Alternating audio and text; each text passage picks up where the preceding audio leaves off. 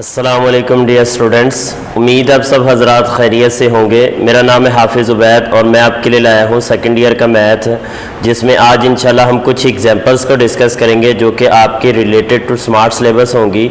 आज smart syllabus से related आपकी दो ही एग्जाम्पल इंपॉर्टेंट हैं जिसको आज हम डिस्कस करने जा रहे हैं। एक एग्जाम्पल नंबर हमारे पास 4 है, इसके दो पार्ट्स हैं, ए और बी पार्ट, और एक एग्जाम्पल नंबर 5 होगी। इंशाल्लाह इस एग्जाम्पल के बाद हम एग्जाम्पल नंबर 5 को भी डिस्कस करेंगे।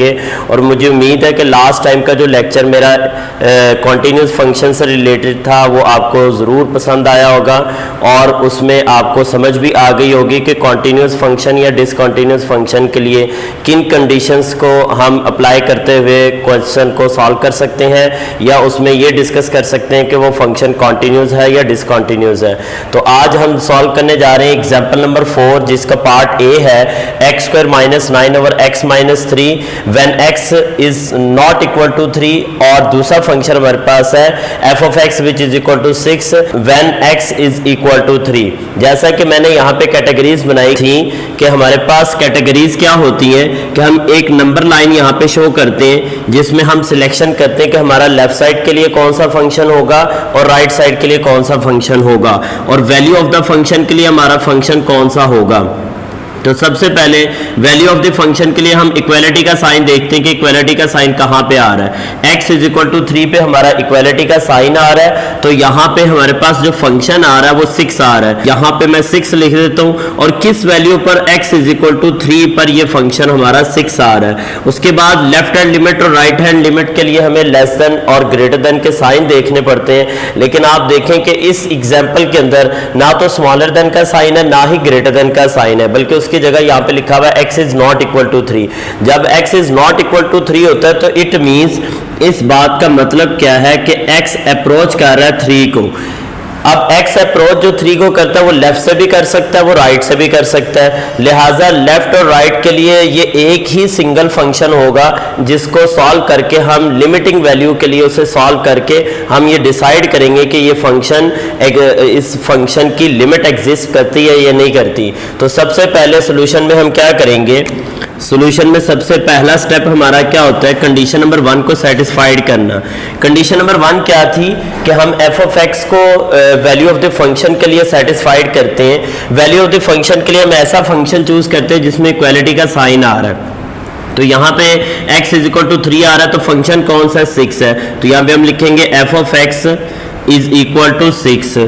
तो अब हमने करना क्या है कि x की प्लेस पे 3 एंटर करना है। जहां जहां मुझे x नजर आएगा मैं 3 एंटर करूंगा। अब चूंकि राइट साइड पे हमारे पास एक कांस्टेंट नंबर है और कांस्टेंट नंबर में वैल्यू में किसी किस्म की चेंजिंग नहीं आती, लिहाजा यहाँ पे हमारे पास 6 का 6 ही रहेगा। वैल्यू ऑफ द फंक्शन हमारे पास यहाँ पे एग्जिस्ट कर रहा है। क्यों कर रहा है? क्योंकि हमारे पास फंक्शन ना तो अनडिफाइंड फॉर्म में है और ना ही कॉम्प्लेक्स फॉर्म में है। तो f(3) हमारे पास डिफाइन हो चुका है, तो हम यहां पे लास्ट में स्टेटमेंट लिखेंगे f(3) इज डिफाइंड। तो अगर ये डिफाइंड हो जाए तो हम क्या कहते थे कि कंडीशन 1 इज सेटिस्फाइड। देयरफॉर यहां पे आप लिखेंगे सिंस या बिकॉज, और यहां पे हम लिखेंगे देयरफॉर कंडीशन 1 इज सेटिस्फाइड। इसके बाद हम आते हैं कंडीशन नंबर 2 पे। कंडीशन नंबर 2 हमारे पास क्या थी, इसको मैं जरा हाईलाइट कर देता हूं कि ये हमारे पास कंडीशन नंबर 1 है, और कंडीशन नंबर 2 के लिए हमें लिमिटिंग वैल्यू को चेक करना होता है। लिमिटिंग वैल्यू के लिए लेफ्ट हैंड लिमिट और राइट हैंड लिमिट को कैलकुलेट किया जाता है। एक्सरसाइज के क्वेश्चंस के अंदर हमारे पास 2 तरह के फंक्शंस थे।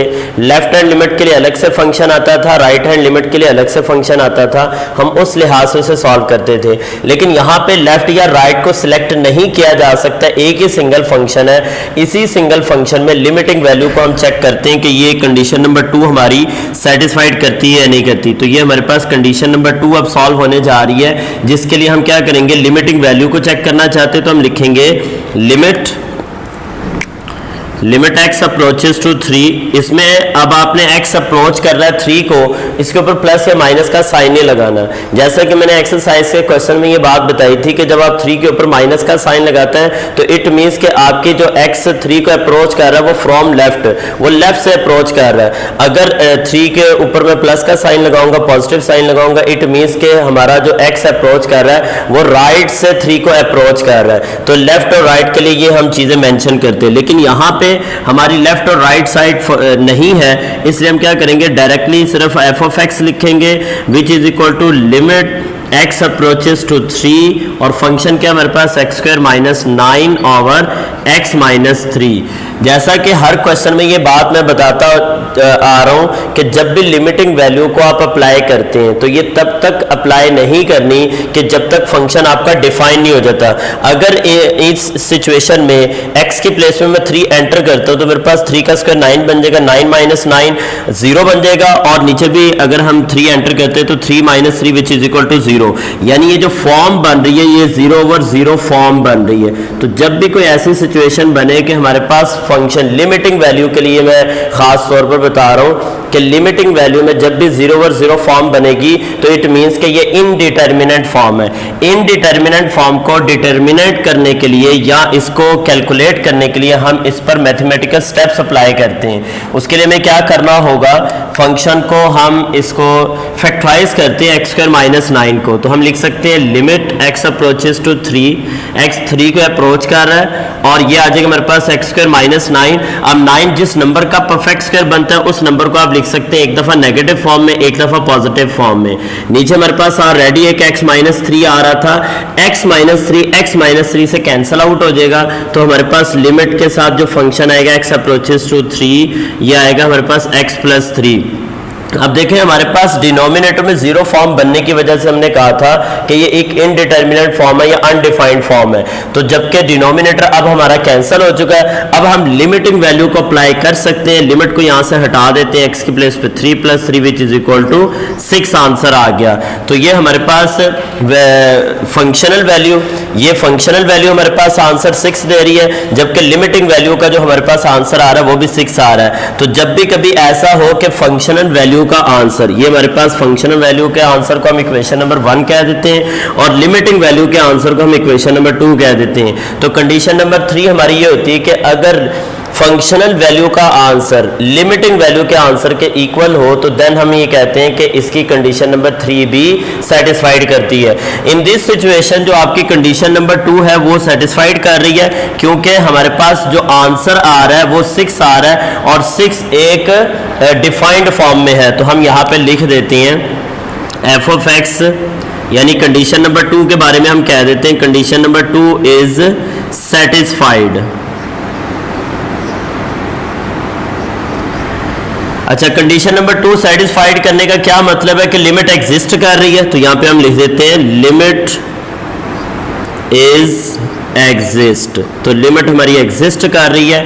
तो last one is condition number 3 हमारे पास है। कंडीशन नंबर 3 हमारे पास क्या होगी, अगर आप गौर करें इक्वेशन नंबर 1 और 2 के आंसर के ऊपर, तो यहाँ पे हम रेफरेंस देते हैं फ्रॉम इक्वेशन 1 एंड 2। इक्वेशन 1 और 2 के आंसर पे अगर हम फोकस करते हैं तो इसकी लेफ्ट साइड पे लिखा हुआ था limit f of x when x approaches to 3, ये हमारे पास आ रहा था, ये इसकी लेफ्ट साइड पे लिखा हुआ था, और फंक्शनल वैल्यू के लेफ्ट साइड पे हमारे पास आ रहा है F of 3।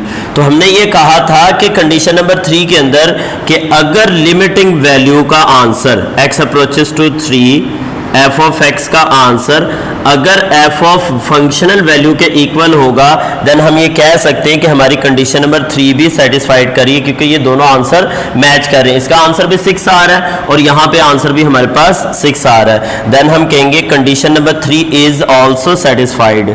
Condition 3 is also, ये भी हमारी क्या कर रही है, सेटिस्फाइड हो रही है, सेटिस्फाइड।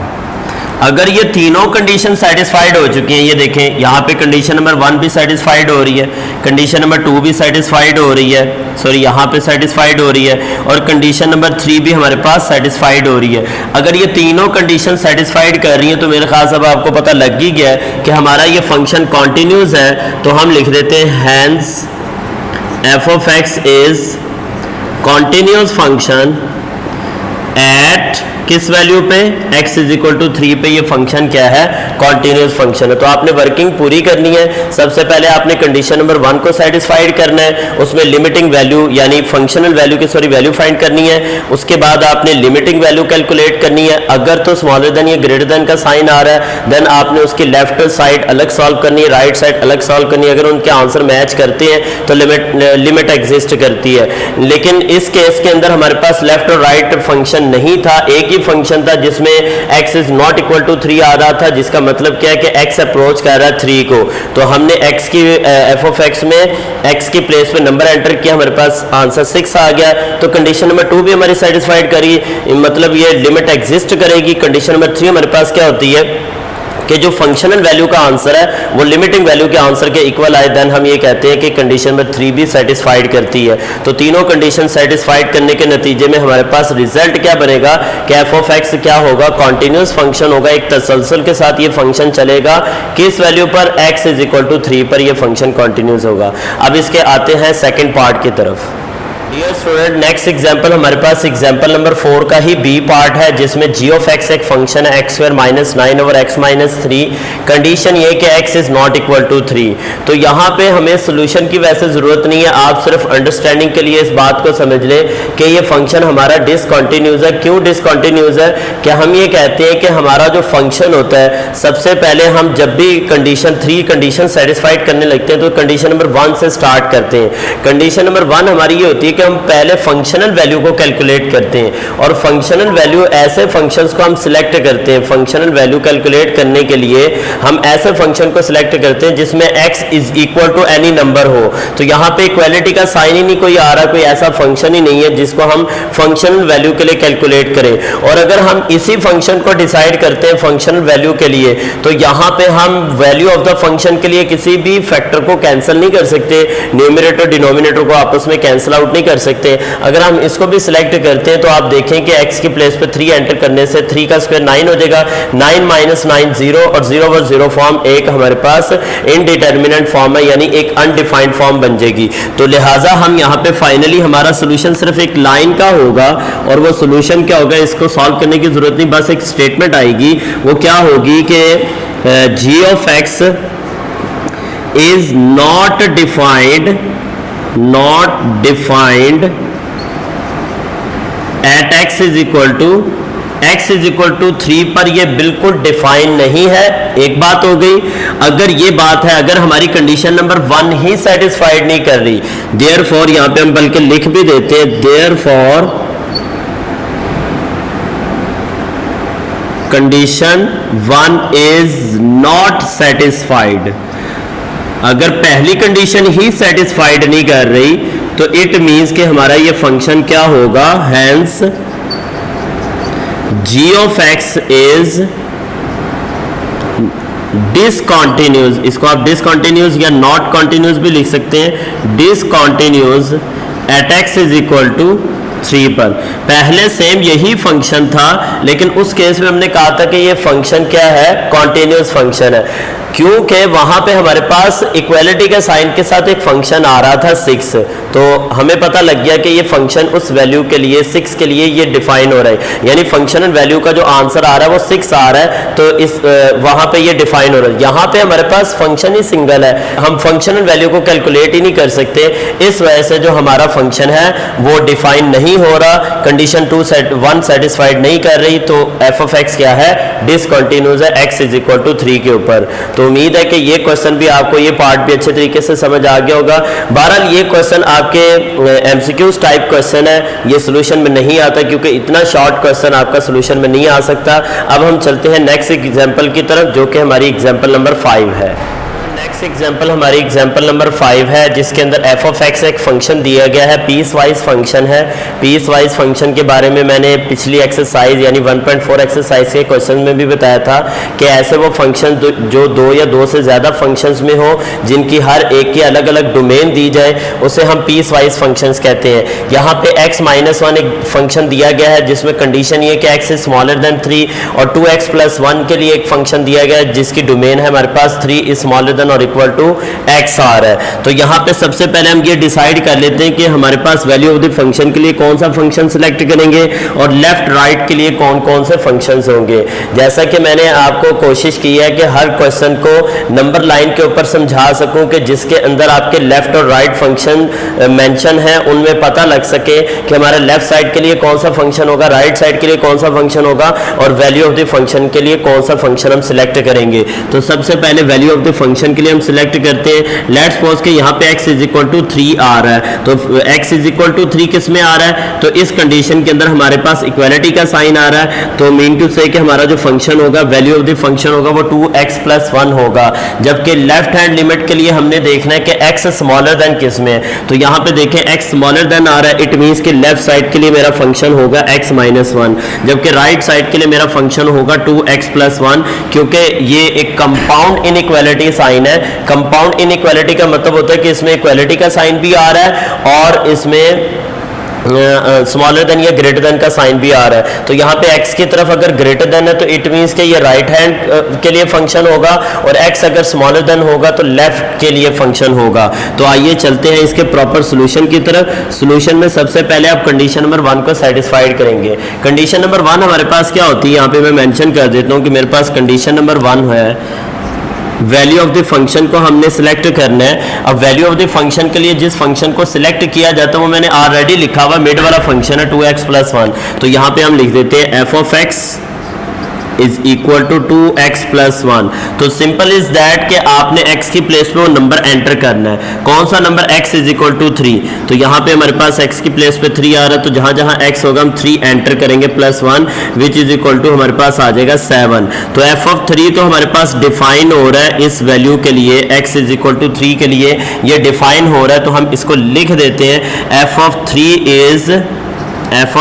इज डिफाइंड किस वैल्यू के लिए, at x is equal to 3 के लिए ये डिफाइन हो चुका। अगर ये डिफाइन हो चुका तो इट मींस कि हमारे पास कंडीशन नंबर 1 क्या कर रही है, इज सेटिस्फाइड। तो ये हमारे पास सेटिस्फाइड हो रही है, तो हम साथ साथ मेंशन भी करते हैं। कंडीशन नंबर 2 की तरफ आ जाते हैं। कंडीशन नंबर 2 हमारे पास क्या होती है, लिमिटिंग वैल्यू को हम कैलकुलेट करते हैं। कंडीशन नंबर 2, लिमिटिंग वैल्यू को कैलकुलेट करने के लिए हम लेफ्ट हैंड फंक्शन और राइट हैंड फंक्शन को चूज करते हैं। मैंने ऑलरेडी लिखे हुए कि ये मेरे पास एक लेफ्ट साइड का फंक्शन है, लेफ्ट हैंड लिमिट के लिए फंक्शन है, और ये मेरा राइट हैंड लिमिट के लिए फंक्शन है। तो लेफ्ट हैंड लिमिट के लिए फंक्शन क्या था हमारे पास, लिमिट x अप्रोचेस टू 3, और 3 के ऊपर आपने एक बार लगाना है, जिसका मतलब है x को 3 तक अप्रोच करवा रहा हूं लेकिन लेफ्ट साइड से अप्रोच करवा रहा हूं। तो मेरे पास f of x which is equal to आ जाएगा limit x approaches to 3 from left side. तो f ऑफ x क्या है हमारे पास, ये लिखा हुआ है x-1। अब सिंपल इज दैट कि आपने लिमिट हटा देनी है, क्योंकि ये फंक्शन डिफाइन हो रहा है, इसमें कोई ऐसी सिचुएशन नहीं बन रही कि हमें इसको मैथमेटिकल स्टेप से कैलकुलेट करना पड़े। तो लिहाजा हम क्या करेंगे, x की प्लेस पे 3 एंटर करेंगे, -1 विच इज इक्वल टू 2 आ गया। अब हम करते हैं राइट हैंड लिमिट को कैलकुलेट। तो राइट हैंड लिमिट के लिए हमारे पास फंक्शन क्या होगा, यहाँ पे ऊपर बल्कि मेंशन भी कर दिया करें कि ये है हमारे पास लेफ्ट हैंड लिमिट और ये हमारे पास राइट हैंड लिमिट है। वैसे तो लेफ्ट और राइट के लिए जब हम ये बार या पॉजिटिव का साइन लगाते हैं उसी से हमें पता लग जाता है कि ये आप इस वक्त जो लिमिट कैलकुलेट कर रहे हैं वो फ्रॉम लेफ्ट कैलकुलेट कर रहे हैं या फ्रॉम राइट कैलकुलेट कर रहे हैं। तो यहाँ पे आ जाएगा limit x approaches to 3, positive का साइन लगाए, जिसका मतलब ये होगा कि मैं राइट हैंड लिमिट के लिए वैल्यू कैलकुलेट कर रहा हूँ। तो ये आ जाएगा हमारे पास limit x approaches to 3 from right hand side. f of x में फंक्शन कौन सा है, राइट साइड पे आप देख ले 2x+1 आ रहा है, 2x+1। अब मैंने क्या करना है, लिमिट हटा देनी है और x की प्लेस पे नंबर एंटर कर देना, 3+1 विच इज इक्वल टू 7 आ गया।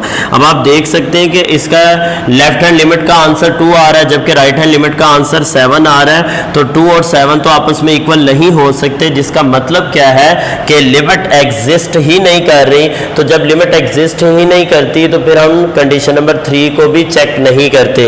तो फाइनली आप लिख देंगे, इसको आप इक्वेशन 1 का नाम दे दें, इसको आप इक्वेशन 2 का नाम दे दें, और यहाँ पे आप रेफरेंस दे दें from equation 1 and 2, equation 1 and 2, limit x approaches to 3 from left side f of x function, और यहाँ पे लिख दें limit x approaches to 3 from right hand side f of x function.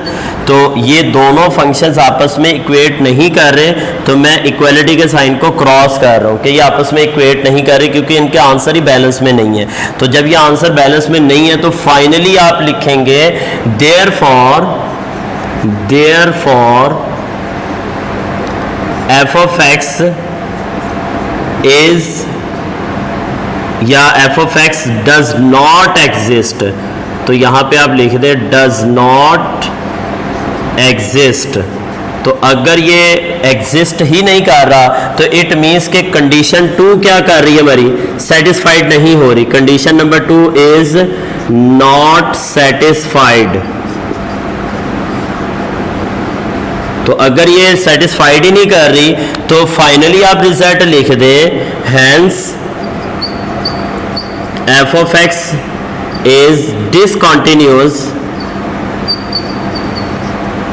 at किस वैल्यू पर, x is equal to 3 पर ये क्या है, डिसकॉन्टिन्यूअस फंक्शन है। तो उम्मीद है ये एग्जांपल्स आपको समझ आ गई होंगी, बहुत ही सिंपल सी एग्जांपल्स थी।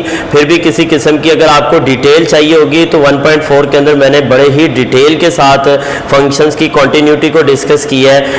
ये मैंने कोशिश की है कि इन एग्जाम्पल्स को वेरी शॉर्ट मेथड से और वेरी शॉर्ट टाइम के अंदर मैं आपको समझा सकूँ, इस वजह से मैं इसमें ज़्यादा डिटेल आपको नहीं बता रहा।